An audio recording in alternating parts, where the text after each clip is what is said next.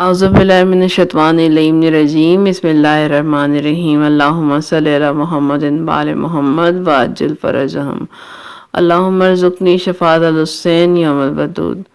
رمضان المبارک اور اس کی دوسرے دن کی دعا جو کہ اس طرح ہے: اللہم قریب فیہ الی مرضاتک وجنبنی فیہ من سخاتک وناقماتک ووفقنی فیہ لقراءۃ آیاتک برحمتک یا ارحم الراحمین۔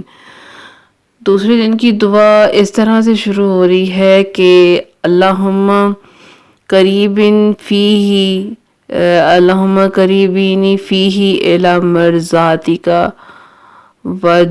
وجنبنی فیہ من سخاتک وناقماتک، یعنی کہ بار الہ آج کے دن اس ماہ مبارک میں مجھے اپنی مرضی سے قریب کر دے اور اپنے غضب اور عذاب سے دور کر دے۔ پھر کیا کہا جا رہا ہے؟ ووفقنی فیہ لقراءۃ آیاتک، یعنی کہ کہا جا رہا ہے کہ مجھے توفیق دے کہ میں تیری آیات کی تلاوت کروں۔ سبحان اللہ۔ بہت آسان، بہت مختصر لیکن بہت پرمعنی دعا، رضائیت سے بھری ہوئی، رضا الہی کے طلبگار ہم ہیں۔ ہم آج کے دن پروردگار عالم سے رضا الہی مانگ رہے ہیں۔ رضا الہی سے کیا مراد ہے کہ اللہ ہم سے راضی ہے یا نہیں، اس کا اندازہ ہم کیسے لگائیں گے؟ جواب اور طریقہ ہمیں حدیثیں بتا رہی ہیں کہ کیسے ہمیں پتہ چل سکتا ہے کہ خدا ہم سے راضی ہے یا نہیں۔ تو جواب دے رہے ہیں کہ دیکھو کیا تم خود اللہ سے راضی ہو یا نہیں۔ اگر دل کے کسی کونے میں بھی یہ احساس ہو، یہ گلہ ہو، شکوہ ہو کہ پروردگار عالم تو نے سب کو دیا، مجھے نادار رکھا، سب سالم ہے اور میں بیمار ہوں، سب کے ساتھ اتنی مشکلات نہیں جتنی میرے ساتھ، تو اگر تم ناراض ہو اللہ سے تو اللہ بھی تم سے ناراض ہے، یہ پہچان ہے۔ لیکن اگر دل سے یہ سوچ کر انسان یہ احساس کر لے کہ الحمدللہ میں خوش ہوں اللہ کی نعمتوں کے اعتبار سے، اللہ کی طرف سے مجھے کوئی گلہ نہیں ہے، جو گلہ شکوہ ہے وہ اپنے نفس امارہ سے ہے، جو کہ مناجات شاکی میں ہمیں سکھایا گیا ہے، تو پھر اللہ بھی ہم سے خوش ہوگا۔ جب کسی عارف سے پوچھا گیا جو کہ 30 سال تک بیمار تھا، بہت حالت کمزوری کی حالت میں تھا، کہ اس سے پوچھا گیا کہ تم رب سے راضی ہو، کوئی شکوہ نہیں؟ تو جواب دیا کیوں نہ راضی ہوں، کہ میری زندگی کا مقصد رضائیت اور قربت الہی ہے، اور یہ بیماری کسی بھی طرح رکاوٹ نہیں ہے کہ مجھے اللہ سے قریب کرے، تو کیوں نہ میں راضی ہوں، میں بہت راضی ہوں۔ ایک حدیث شیئر کروں گی رضائیت سے ریلیٹڈ حدیث کے، کچھ لوگوں سے معصوم فرما رہے ہیں کہ میں متعجب ہوں، حیران ہوں، بعض وہ لوگ جو کہ نماز پڑھتے ہیں لیکن حضور قلب نہیں ہے، اسی لیے جو عرفہ کرام ہے وہ کہتے ہیں کہ ہماری نمازوں پر بھی ہمیں استغفار کرنی چاہیے۔ کتنی خوبصورت اور کتنی گہری بات ہے کہ ہماری عبادت، جو ہماری نمازیں ہیں، اس میں ہی اتنی نقص ہے، کمی ہے کہ اس سے بھی استغفار کرنا پڑتا ہے۔ اور دوسری چیز جس سے تعجب اور حیرانگی ہو رہی ہے وہ یہ کہ رزق الہی ہم کھا رہے ہیں لیکن پھر بھی ہمیں فکر ہے کل کے بارے میں، یعنی ہم رب سے توکل نہیں رکھتے، مثلا مہمان نہیں بلاتے، بچے زیادہ پیدا نہیں کرتے کہ رزق کون رزق دے گا۔ تیسرا شخص وہ ہے جو سست ہے، بے فکر ہے جو ہنستا ہے لیکن اسے معلوم نہیں ہے کہ پروردگار عالم اس سے راضی ہے یا نہیں۔ یہ نقطہ بہت ہی اہم نقطہ ہے کہ کیا میرے اعمال سے، میرے کردار سے، میری نیت سے میرا رب مجھ سے راضی ہے۔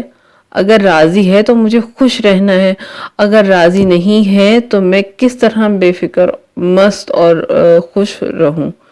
لہٰذا اس دعا میں بتایا گیا ہے کہ رضائیت الہی ہمیں چاہیے۔ دو چیزیں کثرت سے جو ہے کرنی چاہیے۔ نمبر 1 تلاوت قرآن، دعا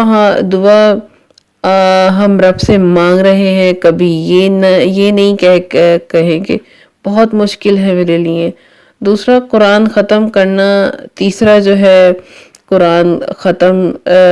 پہلا قرآن ختم کرنا، تیسرا قرآن ختم کرنا نہیں، آپ اللہ سے مانگیں، ضرور خدا توفیق دے گا، وقت میں برکت دے گا، ہمت دے گا۔ پڑھنے میں اتنے اچھے نہیں ہیں لیکن پروردگار عالم مدد کرے گا، برکت دے گا۔ لہٰذا کہا گیا ہے کہ اگر دل کے زنگ کو ختم کرنا ہے، دل کو جلا بخشنا ہے، جیسے لوہے کو زنگ لگ جاتا ہے اسی طرح دل بھی زنگ آلود ہو جاتا ہے، تو اس کے لیے مختلف راستے احادیث میں ملتے ہیں۔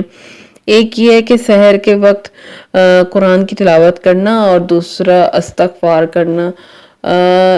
تو علماء کرام جو ہے، دوسرا یہ کہ علماء باعمل اور اچھے دانشمند لوگوں کے ساتھ مباحثت کرنا، نشست اور برخاست اچھے لوگوں میں اٹھنا بیٹھنا، یعنی کہ تیسرا یتیم کے سرپرستی کرنا، یعنی یتیم کو اس لیول تک پہنچا دیں کہ وہ بے نیاز ہو جائے، وہ بالغ ہو جائے، اس کی جاب، اس کی پڑھائی صحیح کفالت کرے، تو اس یتیم پروری کا بہت زیادہ ثواب اور اجر ملتا ہے۔ لہذا بار بار اپنے آپ کو چیک کرتے رہیں۔ جس طرح فیملی ڈاکٹر ہوتا ہے، اس طرح روحانی استاد یا طبیب بھی جو ہے رکھا کریں، اور پھر سنگ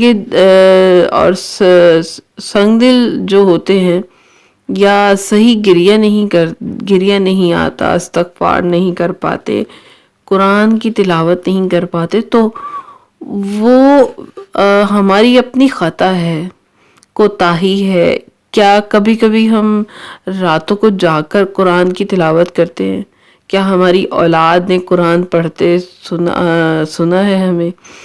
کیا وہ ہماری آواز سن رہے ہیں؟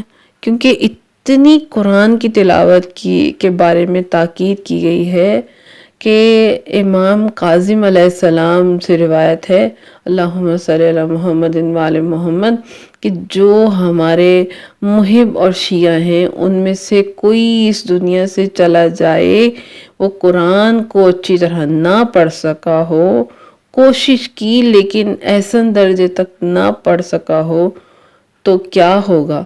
عالم برزخ میں اسے قرآن کی تعلیم دی جائے گی۔ آپ حیران ہوں گے کہ جس طرح حیران میں تھی کہ عالم برزخ میں تعلیم دی جائے گی، جی، کیونکہ قرآن مجید اتنا اہم ہے کہ قرآن کے پڑھنے سے اتنا درجہ بلند ہوتا ہے کہ کیا کیا گیا کہ برزخ تک اس کی تعلیم ہمیں دی جا رہی ہے۔ اتنا اہل بیت ہم سے محبت کرتے ہیں اور ہماری ترقی اور درجات کو بلند کرنا چاہتے ہیں۔ انشاءاللہ تعالی ہم اہل بیت کی تمام آرزوؤں پر پورا اتریں اور دعاؤں پر عمل پیرا ہوں۔ انشاءاللہ تعالی پروردگار عالم ہمارے لیے آسانیاں پیدا کرے، ہمیں آج کے دن کی تمام برکتیں اور فضیلتیں حاصل کرنے کی توفیق عطا فرمائے، اور خاص طور پر قرآن مجید کی تلاوت کرنے، قرآن مجید کو پڑھنے اور معرفت کے ساتھ سمجھنے کی ہمت اور طاقت عطا فرمائے۔ آج کے دن کا روزہ ہمارا خوبصورت انداز میں پروردگار معرفت کے ساتھ قبول و منظور فرمائے، آمین یا رب العالمین۔